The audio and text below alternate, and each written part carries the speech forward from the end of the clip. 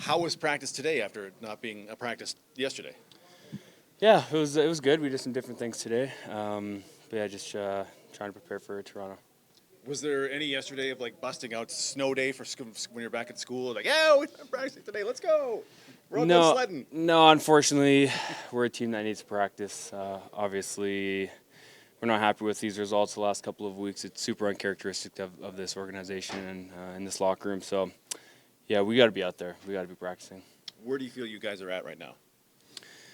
Yeah, obviously, I still have total confidence in this group. So, where we're at, I think we're still continuing to improve every single day, continuing to focus on the details and fine tune some things. And I think that's kind of been there's lots of mistakes in the film when watching it, and just like little mistakes that maybe you might not notice them as a viewer, but when we're breaking down the tape, there's just these little details that we got to clean up. And I think if we do that and really focus on those, then I think we'll be fine. But we got great guys in this locker room, and again, got to have a great week. I think guys are locked in and dialed, and we just have to go out there and play better football come Friday. Does last year's 2-6 start? Does it give you anything to work from? Of hey, we've been through this before. Yeah, I mean, every year is going to be different, right? You hear it every year. It's going to be a different group of guys, different faces in here. I mean, with us going through it, though, lots of guys in this locker room that have gone through that 0-4 start, 2-6 start. We know that we've been there before, and look how our season, we were able to get to the Grey Cup still. Obviously, again, it's a different team, it's a different season, so we can't just think that's going to be the case for this year. Like, yeah, we started slow last year. We can start slow this year, and we're going to make it to the big game. It's not the case. We need to still show up every single day, handle our business, go to work, head down, and like I said, focus on the details so we can go out there and execute and play fast. So, yeah, different year, man. Different year. Yeah, it's just that 3-3 and 3 straight losses doesn't have to be the end of the world, right? Because you guys then banged off 9 wins in 10 last year. It's still so early in the season, and it's such a long season that right now is not the time to panic and not the time to start freaking out or worrying about the 3 losses in a row. There's still so much time left, and we're gonna start clicking, and it's just a matter of time. And once we start clicking, who says we can't go on a nice little run, a nice little heater? We did it last year, right? Again, it's different this year than last year, but we've done it before, so why can't it be done again this year? We don't have an update on Zach, obviously, but Zach is presumably hurt. Dalton's hurt. It's been 3 double-digit losses in a row now, which we haven't seen happen to this team in a decade. So on paper, like, things are kind of bad, right? But why are maybe things not as bad as maybe they seem? Because you go on any social media page, like, people are kind of panicking a little bit, right? Yeah, I mean, on paper it looks rough. Obviously, having your quarterback go down, having Dalton out, those are both key guys in this league, guys that make massive impacts for our team and help us win games. So when you have those guys go out, obviously it's hard to fill those roles. But unfortunately in this business, it's cliche, you hear it all the time, but next man up, right? So um, I don't know.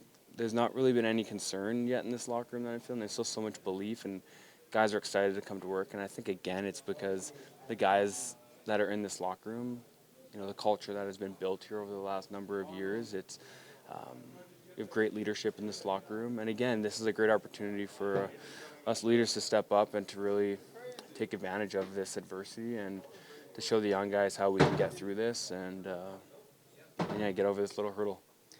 The fact that Mike, he isn't panicking. He's saying, I'm not concerned at all. I mean, just what kind of message does that send to this locker room? Or just what kind of vote of confidence maybe is that when your coach, he isn't, screaming and throwing chairs, and in the media he's not throwing guys under the bus and all that kind of stuff?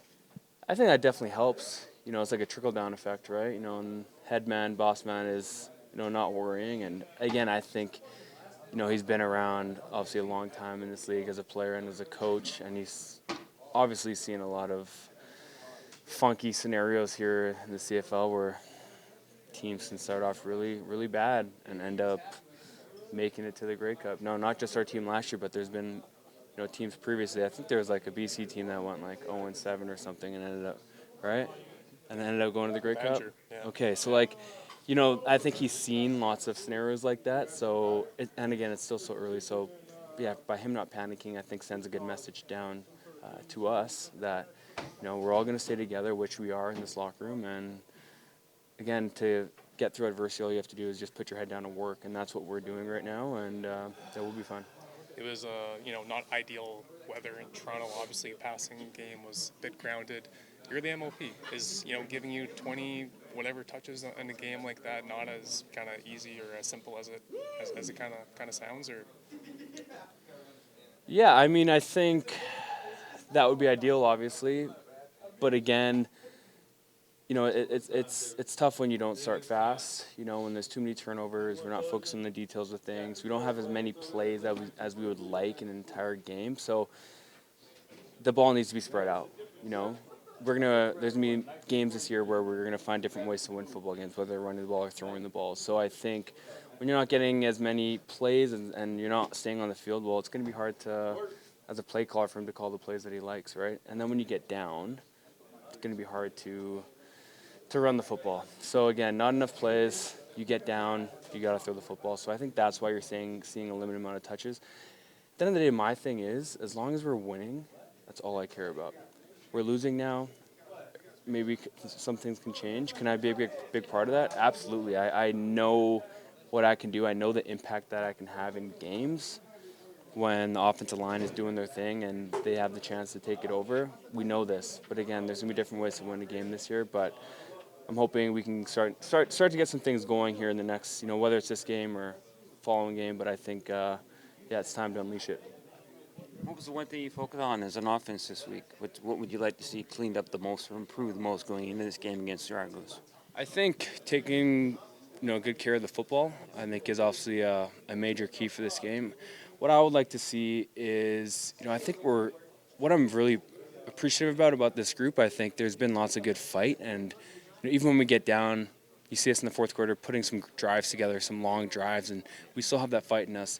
What I would like to see from the guys is just the details, myself included, everyone. We can always clean up the fine-tuned details in this game, and I think when you do that is when then you'll start to see a really explosive offense. There's just been way too many small mistakes, again, like I said, that you guys probably wouldn't notice, but we all noticed it. So I think if we clean those things up, we'll be all right. Yeah, that kind of goes into the long thing about saying not panic after a loss because it's correctable things and not problems with athleticism, but little things that we can correct. Is that sort of kind of the idea there too? Yeah. Yeah, it's nothing major. It's not like there's guys that they're not giving effort and not fighting till the last whistle's blown. Guys are out there wanting to be out there, which is amazing. Just think it's a small detail. So we can correct that. We can get the young guys up to speed as well, and we'll be all right.